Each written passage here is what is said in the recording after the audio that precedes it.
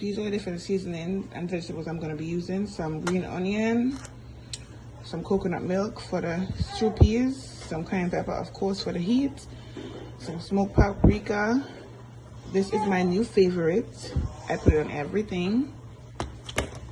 Some all-purpose seasoning. Well, I say all-purpose, but anything that like this, complete seasoning, whatever, is for all-purpose use, so I call it all-purpose seasoning. And this, of course, chicken seasoning, garlic pepper, and my other favorite, poultry seasoning, scotch bonnet, thyme, peppers, sweet peppers, and some allspice, aka pimento seed. So yeah. So now I'm about to put on the red bean peas, or kidney peas, as Caribbean people will call it, to boil for like 1 to 2 hours, checking the softness or tenderness as it cooks. Gonna leave it to boil. I put 5 cups of water in here, so we'll be back to see how it is after an hour. So I'm back after an hour. Mix the peas up, see how it's going, test the softness. Yeah.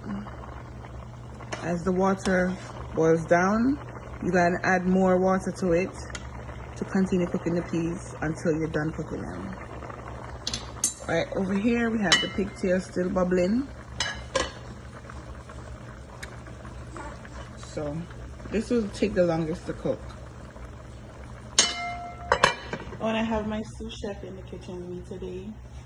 Say hi. Now we're gonna test the peas and see how soft it is, see if it's soon done cooked or if it done cooked like this. Of course with clean hands, it hot in the bum, but anyways, test the peas to see if it done cook.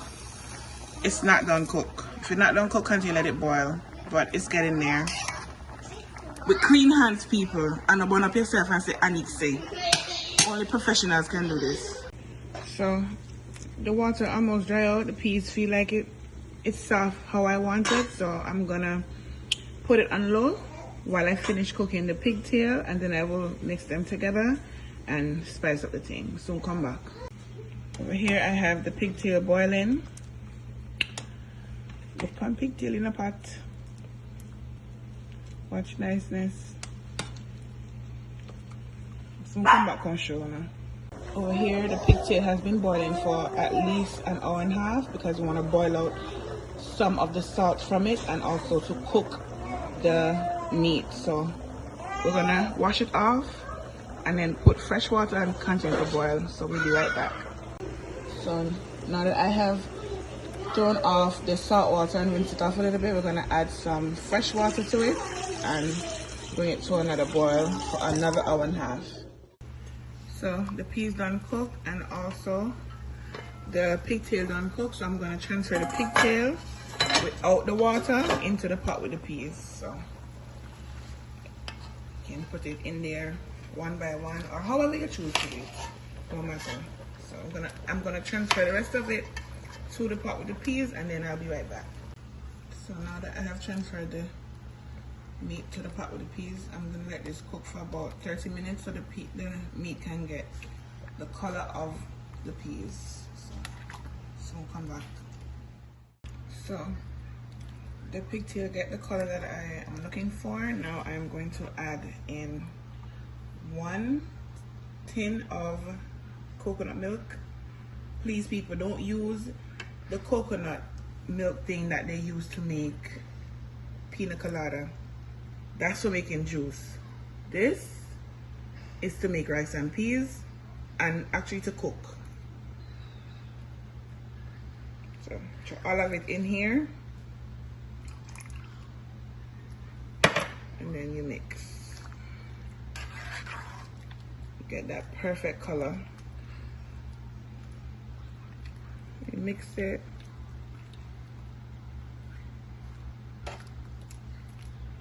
Then I'm gonna add in my seasoning. I have 2 sprigs of thyme, scotch bonnet, 2 scallion, pimento seed, and of course for color and a little bit of flavor, some sweet bell peppers. Now I'm just gonna mix in my seasonings and let this cook for another 10 minutes before I add the spinners, aka dumpling, and I'm gonna show you guys how I make them. So soon come back. So to a bowl, a mixing bowl, I'm gonna add 1 cup of flour. This is the flour that I'm using. You can use any kind of flour you want.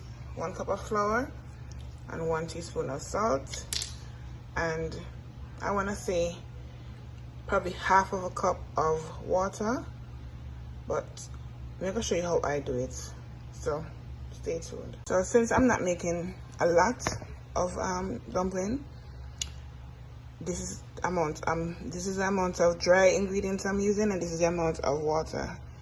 And make sure you don't want to overdo, because you can always add to, but you can't take away.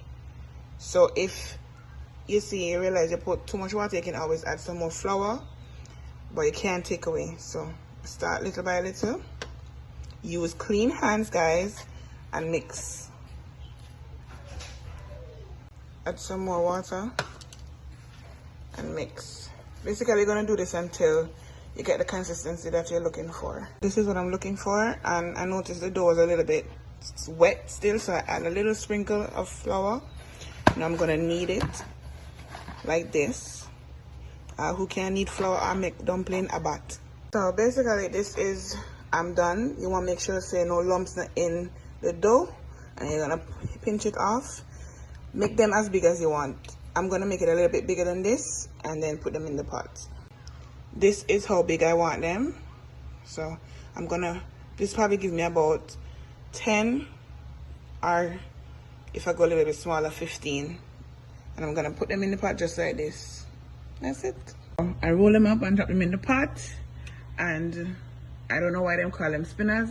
My band come here, my mommy calling it spinners, or Antigua people say droppers.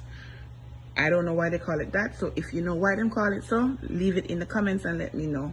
But I'm gonna mix up this and add my seasonings, and then let it cook down for another 30 minutes. Soon come back. Now while the pot bubble, mix a little bit. Now I'm gonna add my seasoning. All the ones that I showed you in the beginning of the video, I didn't measure them, just like an eyeball. Use your discretion, because remember, you can always add to, but you can't take away. So you add a little bit at a time, and then you taste to see how you like it. I'm gonna use a lot of this because I love a lot of spice in my food. So yeah, but what you do. So I tasted it and everything did taste good, but I feel like it needed some more, so I added some more. And for the life of me, guys, please, when you're tasting your food, do not use the spoon that you're using to cook and put it in your mouth. Put some in your hand, or use a smaller spoon and taste it, because that's nasty and you're not the only one eating out the pot. So yeah, don't do that. And then while that's going bubble, people, clean up while you're cooking, so that when you finish cooking, you don't have no hard work for you. Just sit down and eat and go and enjoy food. Alright? So now that I've added everything that I want to put in the pot, look on the spinners them, guys. So you just give it a little mix. Don't put up in it. Give it a little mix. And then you leave it, put the stove on low or medium, and leave it and let it simmer for 20 to 25 minutes, and then it's finished. Then we're gonna start on the rice. Alright, soon come. Look pan stew peas in a pot. Look pan niceness. Look pan scallion. Look pan spinners. Oh my gosh, this is about to taste so good in this rainy weather. Yum. This finished cooking, guys. Look how perfect this is. Literally, look how perfect. And it tastes just as good as it looks. Look, falling off the bone, guys. I put my foot in this. So in this, I have 5 cups of rice, because I cook enough rice. I cook for plenty people. So 5 cups of rice. I'm gonna wash the rice. People, rice for wash. In a case, who tell you anything different? Rice for wash. So if your mother don't wash your rice, your grandmother don't wash your rice, tell them you say them nasty. Rice for wash. Period. This is why rice for wash. You see how milky that water is? You want to wash off the starch off of the rice, guys. That is why I say you're supposed to wash your rice. So, now the rice is about to cook. I'm going to add a spoonful of butter. a little dash of salt, and some complete seasoning, and that's it. And we're gonna mix it in. So this mixing, the stove is supposed to be on high right now because you want some of the water to dry out a little bit. Once the water dries out a little bit, then you're going to turn the stove down to medium and cover it, because how you cook rice to get it shelly is for it to steam. Now that the water dry out, this is where you're going to turn the stove all the way down to right below low, so that the rice can steam, because that's how it's going to cook. You want to give it a little bit of stir. Don't play up in it, but stir to make sure that there are no clumps in there. You want everything to cook evenly. You don't want to cook some and then you have some not cook, because we don't want any crunchy rice. We want nice and shelly or nice and fluffy. But today we'll go for nice and shelly. Let's check on our rice. I like to put foil paper or a clean plastic bag over it so it traps in all the air so it can steam evenly. Let's check and see. Shelly. If you know me, you know what its name. This rice name is Shelly.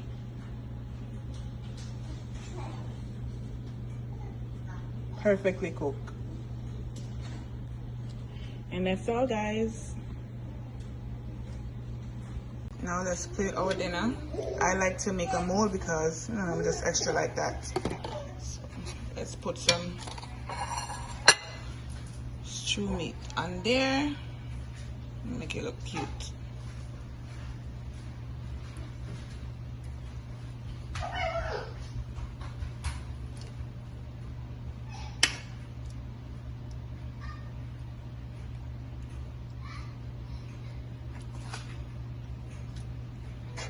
Put some spinners.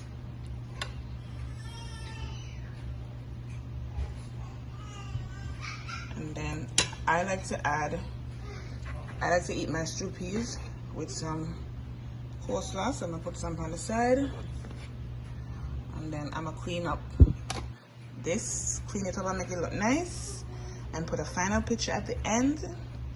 And I hope you guys enjoyed this video. Leave in the comments and let me know what you eat your stew peas with, rice and peas, or white rice. I would eat my stew peas with anything, even bread. Antigua people love bread, so I would eat my stew peas with anything. I don't have any preference, but I think let's vote and see which one, rice and peas or white rice.